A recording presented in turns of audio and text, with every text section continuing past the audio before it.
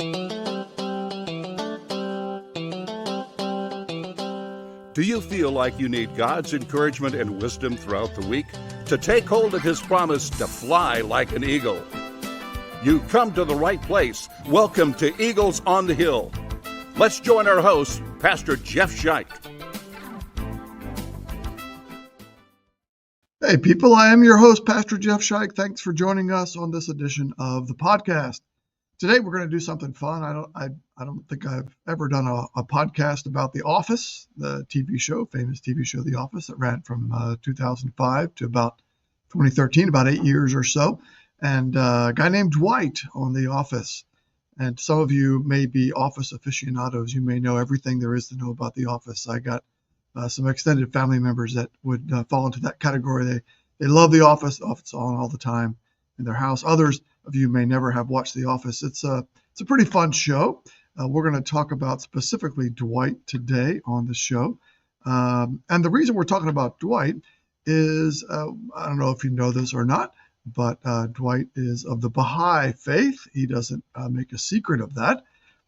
It's not part of The Office, the TV show, but nevertheless in his personal life. So he is a Bahai, I don't know what you would call them, an adherent to the Bahai faith. And Dwight has a podcast out, so he's a fellow podcaster. Probably makes a little more money doing it than I do, since I make nothing doing it. But anyway, and a book out called Soul Boom, and the podcast is called Soul Boom. I'm not encouraging you to listen to the podcast or buy the book, and you'll see why by the end of the podcast. You could watch The Office if you'd like. I think there's some pretty funny stuff on there, but also some inappropriate stuff probably. But anyway, but he has a book out. Of course, his name's not Dwight. His name's Rainn Wilson, but in real life. But everybody knows him as Dwight, so I'll call him Dwight. But it's called Soul Boom, is the book, Why We Need a Spiritual Revolution. And then he has a podcast and a website and all of that called Soul Boom. And it's got this unicorn, this kind of rainbow-looking unicorn thing out there. That's kind of his logo, which to me, as he's talking about religious faith, I wouldn't represent my religious faith with a unicorn. So it seems kind of unserious, if you will. But anyway, what I want to do is talk about the Bahai faith. It kind of intrigued me, and I thought I'd never on the podcast talked about Bahai and what is Bahai. Most people don't know what that is, including me. I've never really studied it a lot. On the podcast, Dwight says, Soul Boom is an idea that explores the potential for spiritual revolution, a soul boom to investigate healing transformations, both individually and collectively. Well, now I don't even know quite what to make of that statement. On his Soul Boom website, I don't even know what that means. But I thought, well, let's check out Bahai, because that's where his worldview comes from, is Bahai.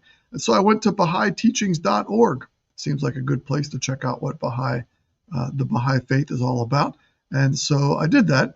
And I have got a couple screenshots, if you're watching on YouTube, a couple screenshots of the website there. And so I'll just, if you're listening to this or watching on YouTube, I'll just read you what it says in case you're watching on a phone and you can't read it, it's too small. But this is what it says. Bahais believe that Baha'u'llah brought the latest global revelation of God's plan to the world. Wow. As a prisoner and an exile, he founded an entirely new faith. Nobody had ever figured this out until the 19th century. Wow. Which has spread across the entire world.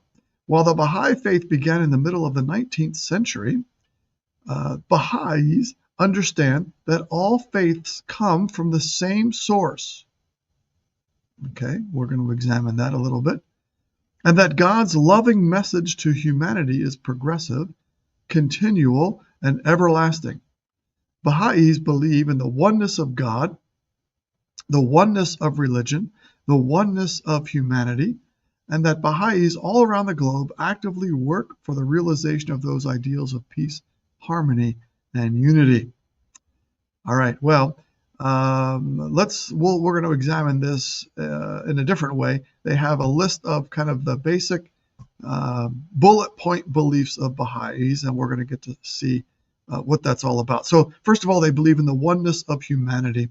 We are part of one giant, interrelated, slowly unifying system, which must be treated and respected as a whole. Well, Christians, let's evaluate this based on our Christian faith. Christians, of course, believe that all humanity came from Adam and Eve, and then from Noah and his wife and 3 sons and their 3 wives on the ark. So we believe also that we are one in that regard, that we all come from one common ancestor. I don't think that's what Baha'is are talking about here, because I don't know that we believe that we're part of a slowly unifying system. All right. They also believe, second bullet point, the independent investigation of truth. Well, I think we should investigate truth as well.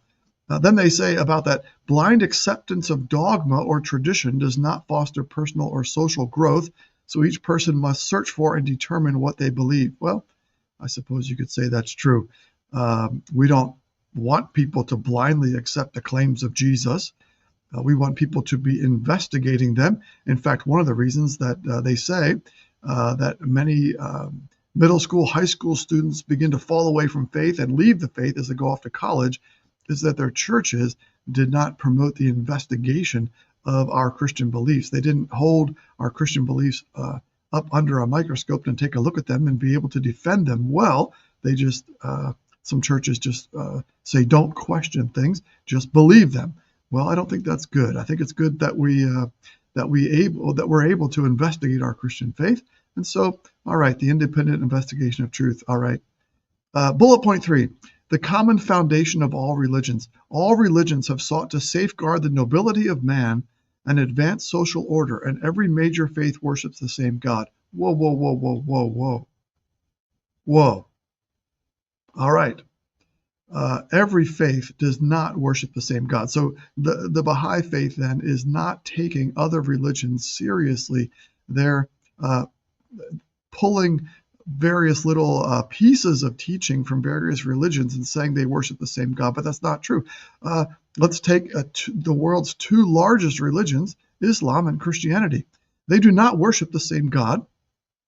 Islam worships Allah. It's not another name for the Christian God. There is no such thing as a triune God in Islam. Christians believe in the triune God, Father, Son, and Holy Spirit, 3 persons, 1 God. We believe that Jesus is God. In fact, Jesus says, if you reject me, you're rejecting my Father. Islam rejects Jesus and therefore rejects God the Father and has a different God, Allah. So all religions have sought to safeguard the nobility of man. Really?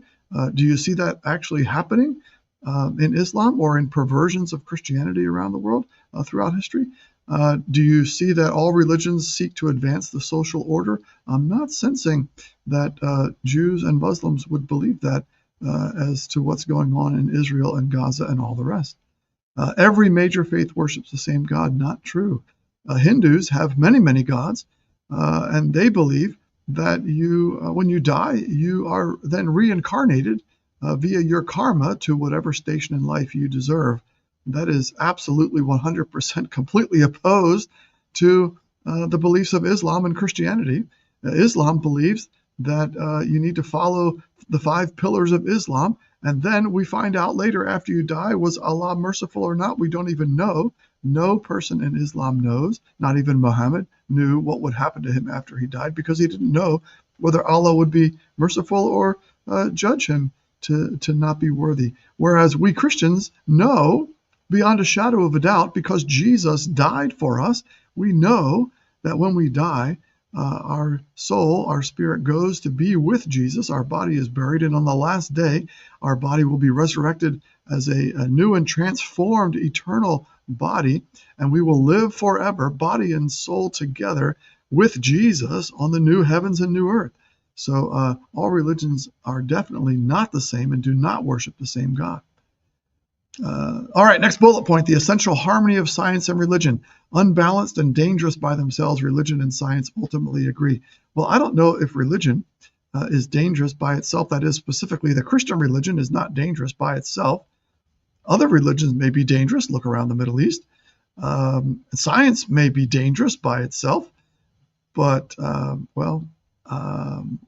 we do believe, Christians would believe that science, rightly carried out, would wind up agreeing with our religious faith because, our Christian faith is based in ultimate truth. Next bullet point, the equality of men and women. The two human genders function like wings of one bird and must be equally developed for the bird to fly. Well, okay. I've never thought of male and female as two wings of one bird, but I get the analogy, and it sounds like that's okay. We'll keep going. Bullet point, whatever this is, bullet point 6, the elimination of prejudice of all kinds. Prejudice may be the greatest barrier to peace. Well, okay, Baha'u'llah writes, quote, the well-being of mankind, its peace and security are unattainable unless and until its unity is firmly established. Well, I don't know what to say about that. Prejudice is bad in some contexts. We prejudge things all the time. When I get served broccoli, I've already prejudged that I'm not going to like it. And sure enough, I don't really like it all that much, but it's not as bad as celery. Now that's something that's worth prejudging and saying no to. Of course, I know what they're talking about. Prejudice amongst human beings can be a dangerous and terrible thing. So we'll let that go. Next bullet point, universal peace upheld by a world government. Oh, this global democracy must include a world parliament, a world judiciary, and a world executive to protect the human rights of all people. Okay, my friends, how has the United Nations done?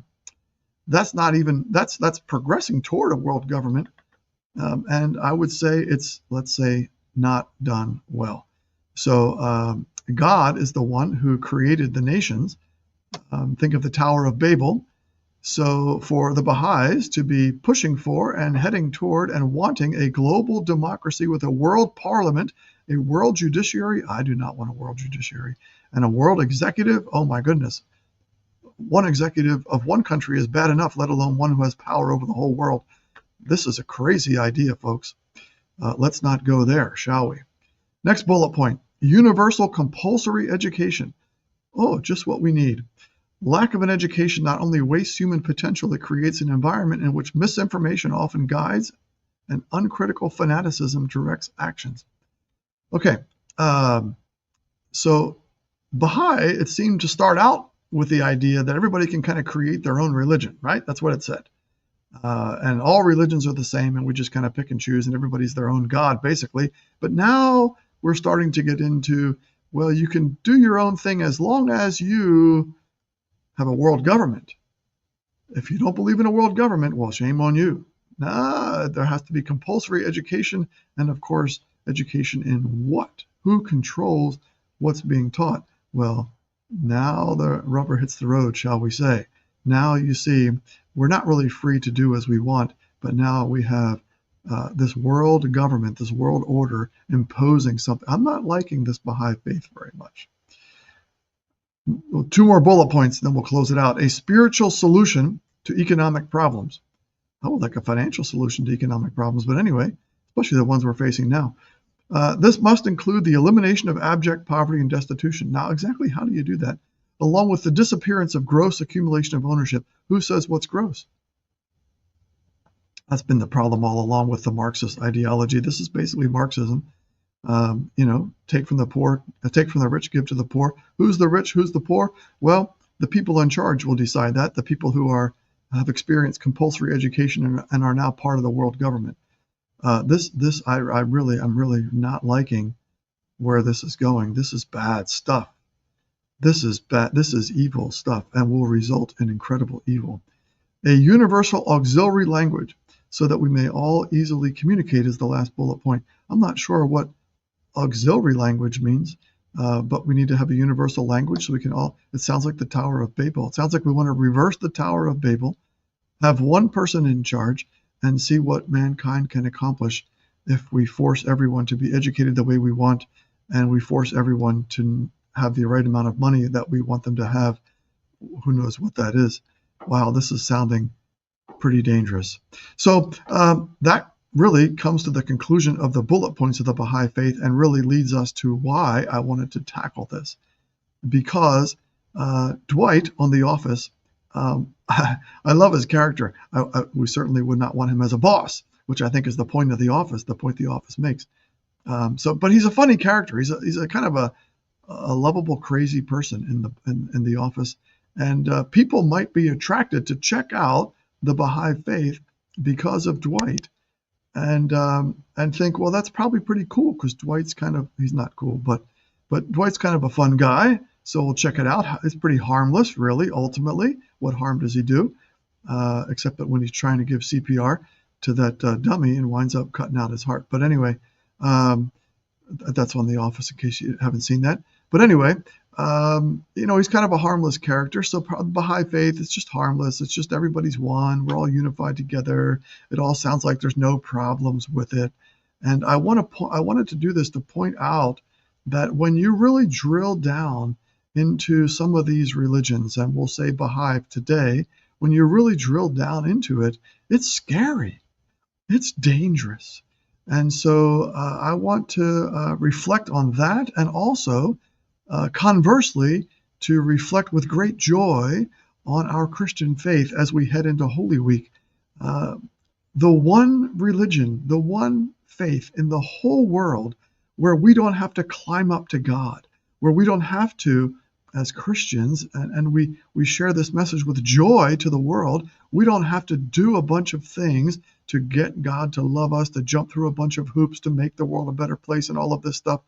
God has created the world, and God is the one who can make the world a better place. The only thing that can make the world better is Jesus. We, as Christians, are part of God's greatest rescue mission in the history of humanity, bringing Jesus to the world. That God, what news is this? That God came to earth, not as a ruler, not as one in a palace, but came to earth to sacrifice himself for us so that we might receive a gift from him, the gift of eternal life, the gift of forgiveness, the gift of new life in Christ. That's the Christian faith, very different from the Baha'i faith or any other faith that's out there. So rejoice in that today. I pray that, and I hope that this podcast has been insightful to you as you maybe took a look for the first time ever at the Baha'i faith. And I hope it's been insightful to you as you compare it with great joy to the faith that's been given to you, your Christian faith. Write us at eaglesonthehill211@gmail.com. Let me know what you thought of the podcast. Did you learn anything today? What did you think? And also, if you would, keep in mind the promise of God, especially as we head into Holy Week, that those who hope in the Lord will fly, will soar on wings like eagles. Thanks for listening to the podcast today.